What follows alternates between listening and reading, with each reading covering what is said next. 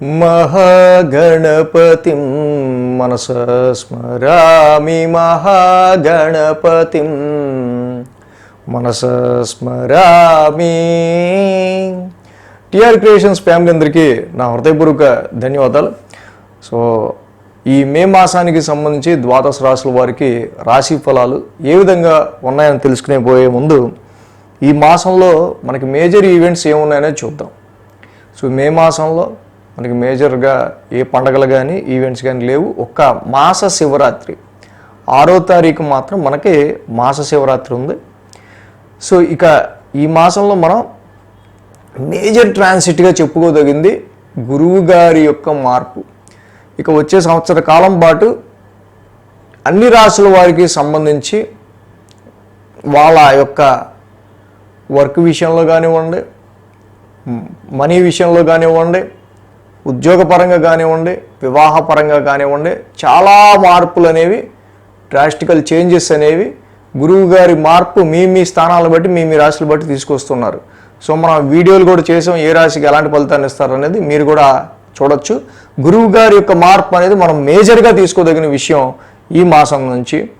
అదేవిధంగా ఇక్కడ కుజుని యొక్క సంచారం ఇక్కడ మనకి మీనరాశిలో రాహుతో కలిసి కుజరాహుల యుతి నడుస్తుంది.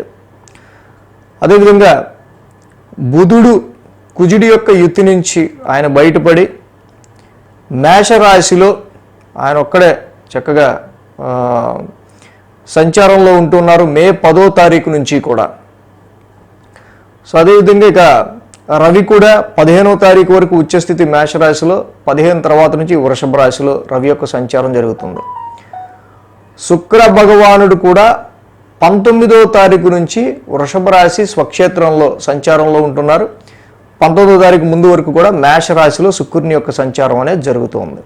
సో ఈ విధంగా బుధుడు, రవి, శుక్రులు ముగ్గురు కూడా మారుతూ ఉన్నారు ఈ తేదీల్లో. సో అలాగే కన్యలో కేతువు యొక్క సంచారం, మూల త్రికోణం కుంభరాశిలో శని స్వస్థానంలో శని యొక్క సంచారం జరుగుతుంది. ఈ విధమైన ప్లానటరీ ట్రాన్సిట్ ఆధారంగా, గోచారం ఆధారంగా మిగతా ద్వాదశ రాశుల వారికి సంబంధించి ఎలాంటి ఫలితం ఉండబోతుంది ఈ మాసం మనం చూద్దాం. కర్కాటక రాశి వారికి సంబంధించి చూద్దాం.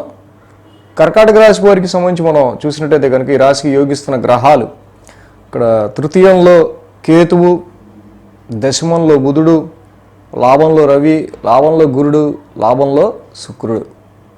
సో మొత్తంగా కర్కాటక రాశి వారికి సంబంధించి ఈ మాసంలో 5 గ్రహాల యొక్క అనుకూలత అనేది ఏర్పడుతూ ఉంది. సో ఇక్కడ మనం ఈ మాసం నుంచి మేజర్ చేంజ్ కూడా చెప్పుకున్నాం. గురువు గారు వృషభ రాశిలోకి మారుతూ ఉన్నారు. ప్రత్యేకించి అది కర్కాటక రాశి వారికి లాభస్థానం అయింది. కాబట్టి గురువు గారి యొక్క ఈ యొక్క మార్పు, స్థాన మార్పు అనేది సంవత్సర కాలం పాటు ఎలాంటి ప్రభావం చూపించబోతుంది అనేది అన్ని రాశులకి చేసుకున్నాం. సో మీరు కూడా ఇంకా క్షుణ్ణంగా చక్కగా ఆ వీడియో కూడా చూసుకోవచ్చు. ఈ మాసం మనం చూసినట్టయితే కనుక కర్కాటక రాశి వారికి ఇక్కడ ముఖ్యంగా రవి యొక్క సంచారం మొదటి 2 వారాలు దశమంలోను, తర్వాత 2 వారాలు లాభంలోనూ ఉంటుంది. అలాగే శుక్రుడి యొక్క సంచారం కూడా దశమంలోను, లాభస్థానంలో 2 వారాలు దశమం, 2 వారాలు లాభం. సో ఇక్కడ అలాగే ఇక్కడ బుధుని యొక్క సంచారం కూడా 10వ తారీఖు నుంచి దశమ స్థానంలోకి వస్తుంది. అంటే క్రమక్రమంగా కర్కాటక రాశి వారికి 10వ తారీఖు కొంతవరకు, 15వ తారీఖు కొంతవరకు, 19వ తారీఖు ఇలా కొంతవరకు ఇలా బెటర్ అవుతూ ఈ మాసం అనేది మనకి కనిపిస్తూ ఉంది.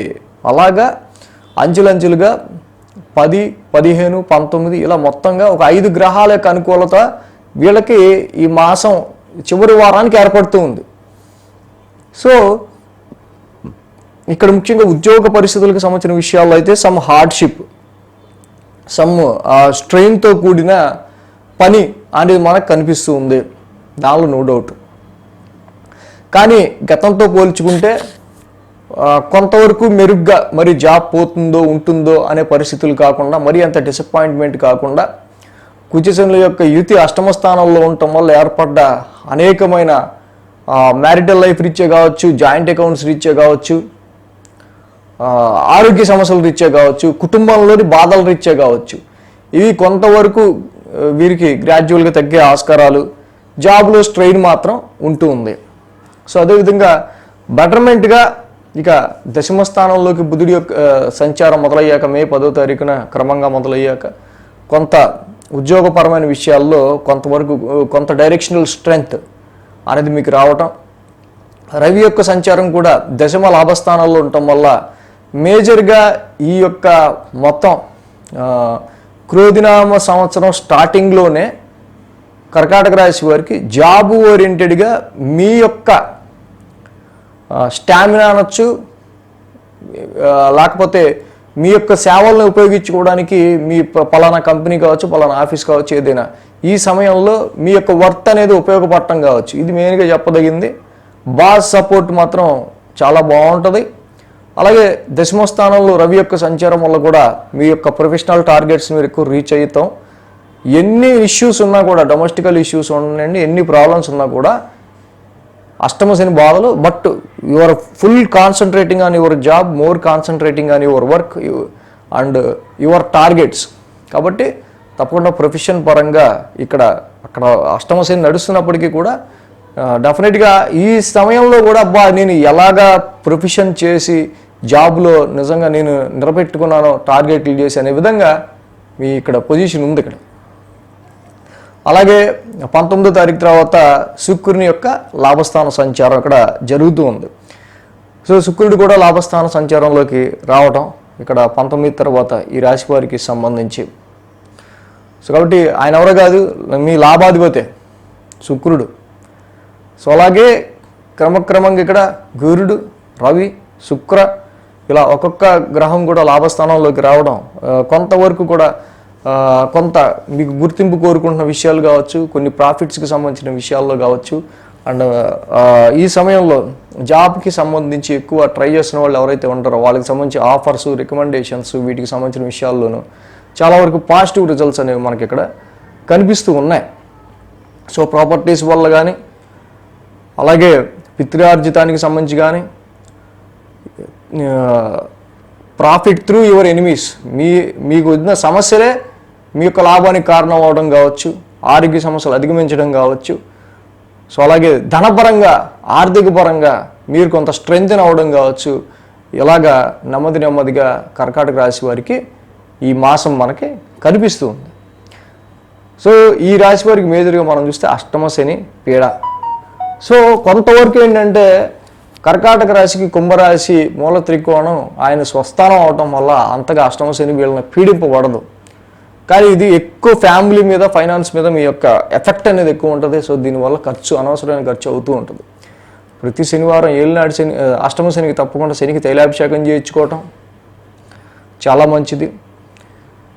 సో అలాగే తృతీయ స్థానంలో ఉన్న ఈ కేతువు తప్పకుండా ఇక్కడ నుంచి గురువు గారి దృష్టి కేతువు మీద ఉంటుంది. కాబట్టి మీకున్న ధైర్యాన్ని, మీకున్న విల్ పవర్ని, మీకున్న పరాక్రమాన్ని మీరు ఎలాగ ప్రాపర్ వేలో పెట్టాలి ఏంటి అనేది ఒక మంచి ఆప్టిమిజాన్ని వాటిల్లో అక్కడ గురువు గారు మీకు ఇస్తారు. So through your will power, through your courage,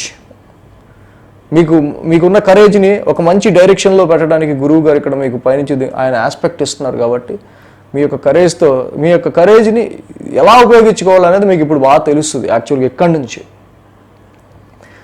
so అలాగే ఈ రాశి వారికి సంబంధించి ఒక అష్టమ శని పీడ తప్పించి అంత పెద్ద ఇబ్బందులు ఏం లేవు. బట్ భాగ్యస్థానాలు కూడా, నవమస్థానంలో కుచరాహులు ఎత్తి జరుగుతుంది కాబట్టి కొంత ఇది హైయర్ ఎడ్యుకేషన్ గురించి కానీ, ఫారెన్ ట్రావెల్ గురించి కానీ, ఫాదర్ హెల్త్కి సంబంధించి కావచ్చు.